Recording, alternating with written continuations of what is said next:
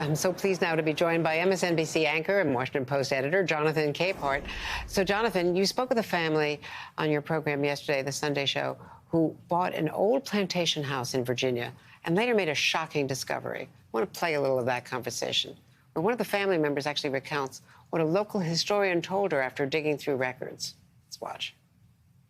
She said, Karen, your great-great-grandparents, David and Violet Miller, were enslaved here at Charleswood. I often think about how they lived here, how they were treated, what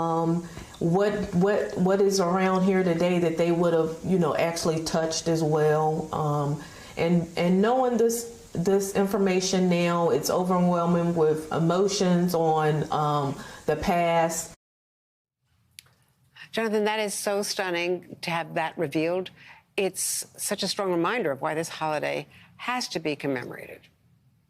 Right. I mean, Karen Dixon Rexroth's brother, Fred Miller, is the one who bought the house for the family because they have a large extended family and they were looking for a place big enough to host their big family. And that house that you're seeing right there is the main house on what used to be the Charleswood plantation.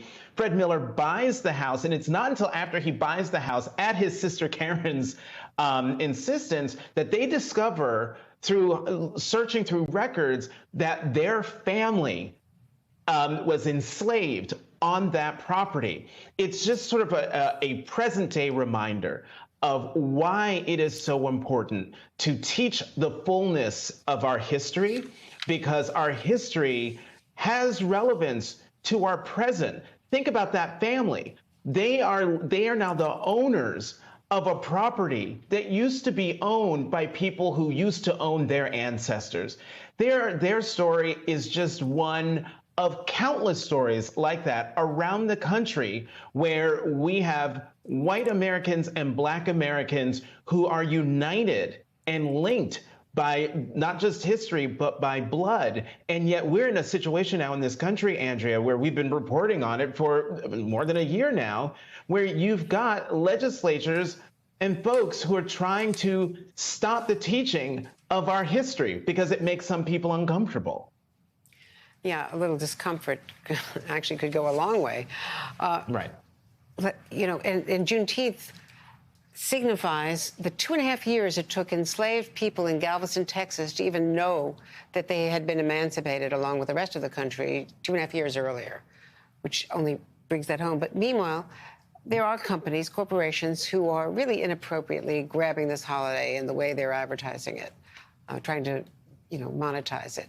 Talk to me about the commercialization. Well, this, business will always try to monetize everything and every occasion. And, the idea that there's a company, somebody thought it was okay to slap on a Happy Juneteenth label on a watermelon salad, or to be, and that's crass, or to go the lengths of having a Juneteenth ice cream, I get where they're coming from. In some instances, they're trying to make money. In other instances, they're trying to show a connection to a community, to a substantial community. On the other hand, there are ways to do it where you don't look so dumb. This is the second year of this federal holiday. And as the woman said in Shaq's piece, she, because of the holiday, is learning more and more about what it means, the importance, not just to Texas, and not just to the African-American people, but to the country. And so we're going to be learning as the years go on. Everyone is. All of us. Thank you so much, Jonathan Capehart. Great to see you on a Monday. Yeah, thanks, Andrea.